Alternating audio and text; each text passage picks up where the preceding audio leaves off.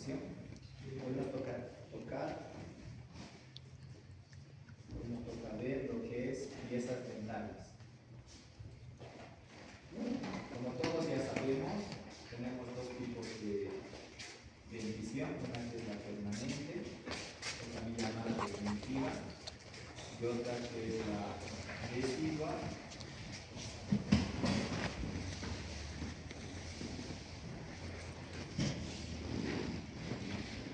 o también llamada temporal. La permanente está compuesta de 42 dientes y la residua está compuesta de 20 dientes, ¿no? Para esto tenemos ya las nomenclaturas. Las más conocidas son tres. Una que es la de la FDI, de la Federación Dental Internacional, la que manejamos, bueno, por lo menos yo manejo esta, donde tenemos dos números, uno que nos divide el cuadrante, el número 1, el cuadrante superior derecho, el número 2 que define el cuadrante superior izquierdo, el número 3 que define el cuadrante inferior izquierdo y el número 4 al cuadrante inferior derecho. Y según eso vamos acoplando en los incisivos centrales derechos, el 1, el 2, el 3, y se va formando la numeración con dos dígitos para denominar a nuestras piezas dentales. La segunda es la de la ADA, que es la Asociación Dental Americana, la cual abarca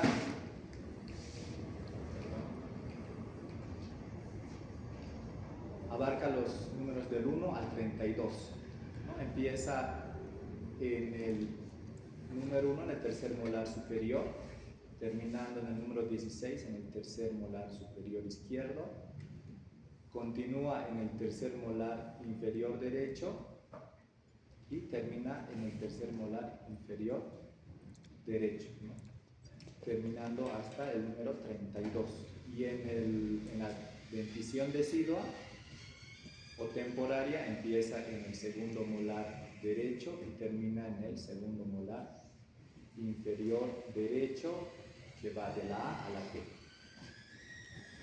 La otra es la de Zsigmondy y Palmer, que divide a las arcadas con dos coordenadas, una horizontal y otra vertical, y nos ayuda a determinar si el dígito se encuentra en la parte superior, será una pieza superior, y si la parte libre se encuentra en la parte derecha, será una pieza derecha.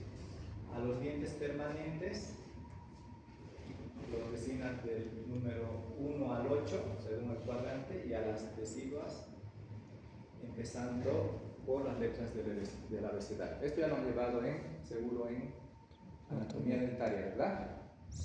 Ya. Entonces vamos a continuar con las funciones de los tejidos del diente.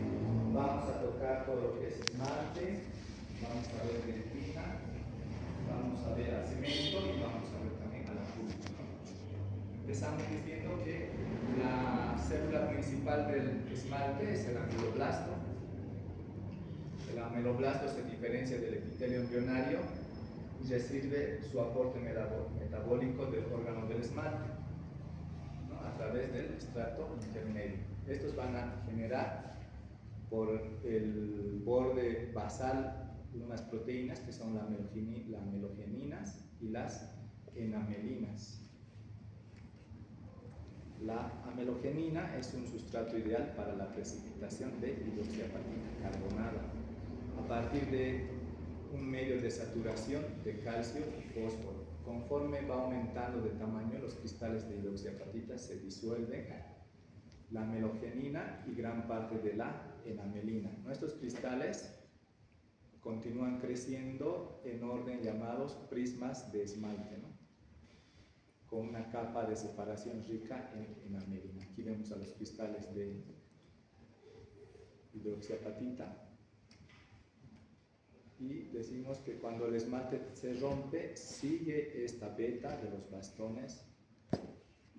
La beta de los prismas de esmalte a nivel de las cúspides y bordes incisales tienen una distribución irregular en esta parte.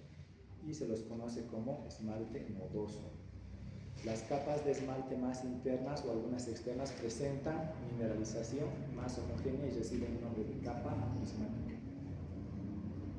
Completada la secreción de la matriz de ameloblastos, pasan a formar parte del epitelio reducido del esmalte que cubre la corona dental, y cuando erupciona el diente se desprende la mayor parte, a veces quedan algunos restos surcos. Entonces estos son los prismas de esmaltes que tienen forma de bastones.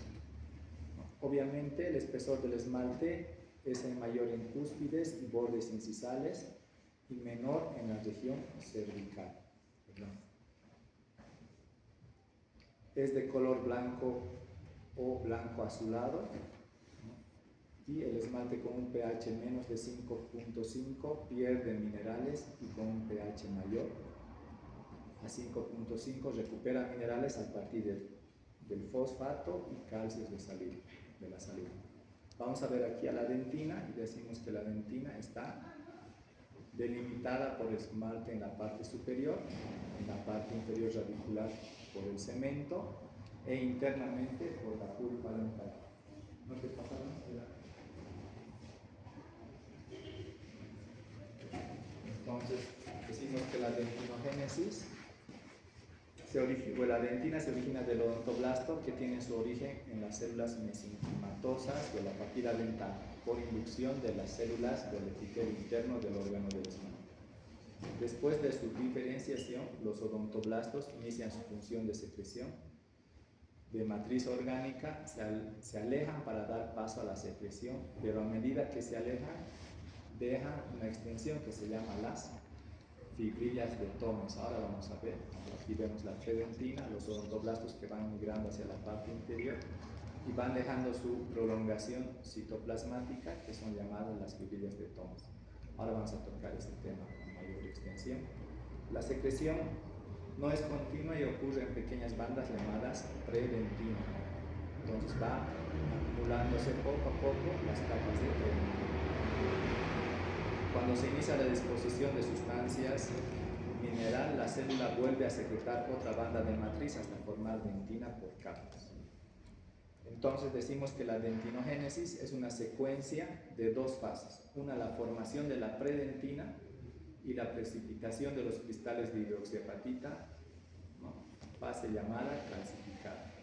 Entonces vamos a recorrer hasta esta parte donde vemos más claramente qué son las fibrillas de Thomas. Aquí tenemos a los odontoblastos, sus prolongaciones citoplasmáticas que están en los túbulos dentinarios rodeadas por fluido dentinario, y del plexo del Reisford, que está en la parte interna de la pulpa, se extienden fibras amielínicas aferentes. ¿No? Esto es bien importante. ¿Por qué? Porque va a ser la base de toda la sensibilidad o hipersensibilidad dentinaria que ustedes van a tropezar mucho cuando estén en clínicas, ¿no? Entonces estas fibrillas son elásticas y están formadas también por fibras nerviosas aferentes amielínicas que se adosan y se enroscan a estas fibrillas de Thomas y cumplen la función de sensibilidad. Estas fibrillas se extienden desde la zona subodontoblastica hasta 1/3 de la prolongación citoplasmática, más o menos hasta esta parte se corta.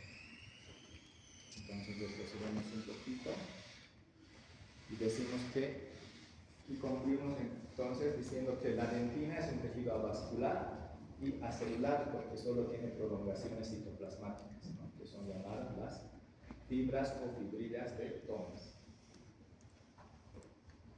El espesor de la dentina es más delgada por vestibular y proximal, aproximadamente mide 1.5 milímetros, y es más gruesa por incisal de caninos superiores y cúspides palatinas de molares, y mide aproximadamente entre 4.5 milímetros. Dentro de un mismo diente es mayor en cúspides y bordes incisales. ¿Cuáles son las propiedades de la dentina? Es muy importante. El color es blanco amarillento. La tonalidad es gris claro o tirado más al marrón claro, levemente translúcido, que predomina en la pieza por translucidez del esmalte. La sustancia mineral abarca un 50 a un 70%, la sustancia orgánica un 18 a un 30%, tiene agua un 12 a 20% y tiene una elasticidad relativa. La estructura de la dentina se compone de túbulos, como vimos anteriormente, en forma de cono invertido, formando una S suave en esta parte, envuelto en una porción pericular más mineralizada. Ya vimos. Tenemos dos tipos de dentina, una que es la fisiológica y otra es la patológica. La fisiológica se divide en primaria y secundaria. Y la patológica se divide en dentina de reparación, o también llamada terciaria. Vamos a tocar fisiológica o primaria, que se encuentra en esta parte, se forma antes que el diente erupcione y tiene también una parte más superficial que se llama dentina del manto, que se encuentra por debajo del esmalte, y también tiene la dentina circunpulpar que rodea la pulpa del manto. La dentina secundaria, que se forma después de la erupción, es esta. Se forma por un proceso fisiológico debido a la masticación, cambios térmicos o presión que ya sufre el diente cuando está expuesta al medio externo. Su propósito principal de la dentina secundaria es formar una barrera más gruesa entre la pulpa y el medio externo. Su clasificación es más rápida que la primaria porque debe proteger a la pulpa reduciendo la permeabilidad. La dentina terciaria, que está incluida en la dentina patológica, se forma gracias a una reacción frente a estímulos con intento de defensa. Este tipo de dentina tiene la capacidad de la respuesta de la pulpa, ¿no?, versus a la agresión de la duración del proceso patológico. ¿A qué me refiero? Cuando la agresión tiene mucho más tiempo, entonces esta dentina terciaria tiene mucho más grosor. Si tenemos otra caries por una cara oclusal, la dentina terciaria va a crecer en esta parte, ¿no? De igual forma, en la parte oclusal por encima de la pulpa dental. La dentina terciaria morfológicamente se presenta de tres maneras. Una, la dentina osteoide, la dentina reparativa y la dentina esclerosada. Esta dentina esclerosada es una masa mineralizada homogénea, ¿no? Y desde el punto de vista clínico es la mejor dentina para el tratamiento restaurador. Cuando hacemos la palpación de esta dentina es dura, es muy parecida al esmalte, pero con diferente coloración. Hay muchos odontólogos que prefieren retirarla, particularmente yo la dejo porque obviamente limpio todo lo que es caries, porque es una dentina que nos ayuda a restablecer la pieza dentaria y es un método de defensa del propio diente. Vamos a hablar de la sensibilidad dentinaria, donde tenemos que entender lo que les había explicado anteriormente, que es este complejo. Empezando del túbulo dentinario, con las prolongaciones citoplasmáticas de los odontoblastos, el líquido peritubular dentinario, el plexo de Rashford y las prolongaciones aferentes de este plexo nervioso. Entonces decimos que son este complejo que es básico para toda la sensibilidad dentinaria. Este fluido dentinario que se encuentra en los túbulos dentinarios ocupa el 22% del volumen total de la dentina, deriva del líquido del espacio extracelular, contiene proteína plasmática, agua, electrolitos y enzimas. La función principal del fluido de la dentina es la transmisión de estímulos, la defensa y la nutrición, porque transporta sustancias desde la pulpa hacia los odontoblastos y la dentina. ¿Cómo se hace esta transmisión de estímulos, ¿no?, del fluido de la dentina? Cuando este fluido está expuesto con B1 vemos en el gráfico, medio externo, tiene la respuesta de defensa por el movimiento de este líquido dentinario que presiona las terminaciones nerviosas diferentes que vienen del plexo interno del plexo de Rasch. También cuando hay deshidratación produce este movimiento de líquido sensibilizando las terminaciones nerviosas, ¿no? Y se pierda de forma parcial la coloración de esta dentina, ¿no? Y este fluido hace que se perciba y se transmita los estímulos térmicos hacia el interior de la pulpa. Hay una teoría que es la hidrodinámica de Branston y colaboradores que postula que la estimulación ocurre a través de una respuesta mecanorreceptora que distorsiona los nervios pulpares cuando se mueve este fluido dentro de los túbulos dentinarios, produciendo una descarga eléctrica llamada potencial de acción. Entonces, cuando este líquido es intruido o extruido, se produce la sensibilidad nerviosa hacia el diente. ¿Por qué se produce la exposición de la dentina? Puede ser por caries, por procesos erosivos, porque el paciente consume alimentos con muchos químicos o muy ácidos, por grabado ácido. Ustedes ya pasan a clínicas, este grabado ácido no debe exceder los 15 segundos. Hay colegas que se emocionan y producen la descalcificación de la parte externa del esmalte, o muchas veces cuando la dentina está expuesta produce lesión a la dentina por procesos abrasivos, por un cepillado muy agresivo o por afracción.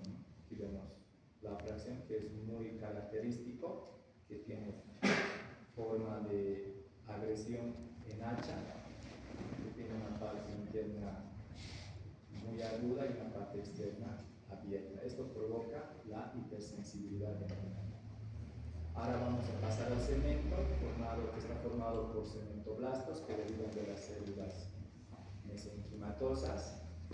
Cubre toda la porción radicular de la pieza dentaria, es más blando que la dentina, ¿no? Es avascular y presenta color amarillo claro, más claro que la dentina. Está constituida por un 40-50% de materia inorgánica y por un 50-55% de materia orgánica. ¿Cuáles son las fuentes de fibras de colágeno? Que ya lo vimos anteriormente. Son dos, ¿no? Una de las fibras de Sharpey, que son extrínsecas, que van del ligamento hacia el cemento, y las fibras de matriz del cemento, que son intrínsecas, producidas por los propios cementoblastos. Hay dos tipos de cemento: el cemento primario o acelular, o el cemento secundario o celular. El cemento primario o acelular es el primero que se forma y termina cuando esta pieza dentaria alcanza el plano oclusal. Cubre el tercio cervical y el tercio radicular. Perdón, y el tercio medio radicular. Entonces cubre el tercio cervical y el tercio medio. Tiene un grosor aproximado de 30 a 230 micrómetros y no contiene células, por eso se llama celular. El cemento secundario o celular se forma cuando el diente alcanza el plano oclusal y cubre todo el tercio apical. Es menos calcificado que el cemento acelular y contiene cementocitos, ¿no? En espacios individuales llamados lagunas, que se comunican entre sí a través de un sistema de canículos. El cemento celular y acelular posee una configuración en laminillas separadas por líneas de incremento paralelos al eje longitudinal de la raíz. La permeabilidad del cemento presenta cierta permeabilidad de difusión de pigmentos de la pulpa a la superficie de la pulpa externa o a través de canículos que están paralelos y contiguos a los túbulos. Esto es bien importante, ¿no? La unión anelocementaria no tiene importancia en la sensibilidad dentinaria a través, no a nivel de la unión anelocementaria, es la unión del esmalte con el cemento. En un 30% el cemento y el esmalte terminan borde a borde. En un 60-65% el cemento cubre al esmalte, en gran proporción o en mediana proporción. el cemento en un 5 a un 10% se aleja del esmalte y es donde principalmente se forma la hipersensibilidad mineral. Entonces todo esto se ve en un 5 a 10%. ¿Cuál es el espesor del cemento? En la mitad coronaria mide de 16 a 60 micrómetros, casi el espesor de un cabello en esta parte, ¿no? En el tercio apical, en la zona de las bifurcaciones y trifurcaciones, el espesor alcanza entre 150 a 200 micrómetros. Es más grueso por distal que por mesial por la estimulación funcional debido a la migración mesial con el paso del tiempo. Entre los 11 a 70 años el espesor se triplica mayormente por apical, 95 micrómetros a los 20 años y 215 micrómetros a los 60 años. Todo esto por la estimulación visceral. Tenemos aquí a la hipercementosis, que también llamada hiperplasia del cemento, puede afectar a uno o a toda la dentición, ¿no? Y puede presentarse en forma nodular, como en esta radiografía, ¿no? En la parte periapical, o en forma de espículas o púas, ¿no? Que vemos en esta parte. Cuando estamos en clínica rezamos que no haya hipercementosis porque lo que tenemos que tardar 15 minutos o 10 minutos para hacer una exodoncia, tardamos un momento. ¿Cuál es la etiología de la hipercementosis? Movimientos ortodóncicos, dientes sin antagonistas, bulbopatías y enfermedades como la de Paget, artritis reumatoidea y fiebre reumatoidea. La pulpa, ¿no?, se integra de un tejido conectivo laxo y gelatinoso, tiene vascularización, inervación y elementos circulatorios de la lengua. Se comunica con el ligamento periodontal a través del foramen apical. Se divide en tres zonas, una que es la odontoblástica, que se encuentra cerca a la dentina, con las cabezas de los odontoblastos. La zona sin células, que es la parte posterior, y la zona rica en células constituidas por fibroblastos y células extracelulosas. Estas tres capas, estas tres zonas, rodean al núcleo pulpar. ¿Cuáles son las funciones de la pulpa? Son inductiva, que participa en el desarrollo de los dientes durante la odontogénesis; nutritiva, porque proporciona nutrientes; defensiva o reparadora, forma dentina reparativa de lesiones y agresiones externas; formativa, porque produce dentina mediante los odontoblastos; y sensitiva, porque percibe los estímulos como el calor, frío, presión y dolor. De estas, la principal función, la más conocida, es la sensitiva, ¿no?, que se da por medio de fibras nerviosas que son de dos tipos: fibras simpáticas vasomotoras, que controlan el diámetro nominal de los vasos sanguíneos, y las fibras sensoriales, que transmiten la sensación del dolor. Son mielinizadas, delgadas, formadas del plexo de Rashford en un plano profundo y en la zona rica en células. Luego van perdiendo esta mielina y pasan a la zona sin células y penetran en la zona odontoblástica para luego penetrar en los odontoblastos para terminar en estos túbulos dentinarios, donde ya son amielinizadas o sin mielina.